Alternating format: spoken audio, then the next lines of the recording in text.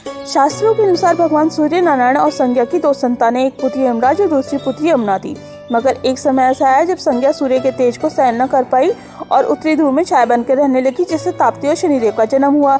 उत्तरी ध्रुव में बसने के बाद संज्ञा का यम और यमुना के प्रति व्यवहार में अंतर आ गया। इससे व्यथित होकर यम ने अपनी नगरी यमपुरी बसाई।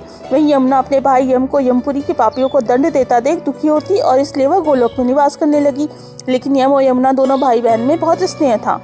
इसी तरह समय व्यतीत होता रहा। फिर अचानक एक दिन यम को अपनी बहन की याद आई, लेकिन काम की व्यस्तता के कारण वह उनसे मिल नहीं पाते थे। कार्तिक शुक्ल पक्ष द्वितीया के दिन यमुना ने अपने भाई यमराज को भोजन के लिए निमंत्रण देकर अपने घर आने के लिए वचनबद्ध कर। ऐसे में यमराज ने सोचा कि मैं तो प्राणों को हरने वाला हूँ, मुझे कोई अपने घर में क्यों बुलाएगा।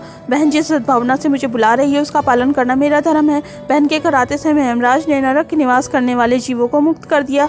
यमराज को अपना घर आया देखकर यमुना का खुशी का ठिकाना नहीं रहा। यमुना ने स्वादिष्ट भोजन परोसकर यमराज को भोजन कराया। यमुना द्वारा किए गए इस आतिथ्य से यमराज ने प्रसन्न होकर बहन को वर मांगने को कहा। फिर यमुना ने कहा कि हे भद्र, आप प्रतिवर्ष इसी दिन मेरे घर आना और मेरी तरह जो बहन इस दिन अपने भाई का आदर सत्कार करे, टीका करे, उसे तुम्हारा बहना हो। यमराज ने तथास्तु कहकर यमुना को अमूल्य वस्त्राभूषण देकर यमलोक की ओर प्रस्थान किया। तभी से इस दिन ये पर्व मनाने की परंपरा चली आ रही है। इसी कारण ऐसी मान्यता है कि भाई दूज के दिन यमराज तथा यमुना का पूजन भी अवश्य करना चाहिए।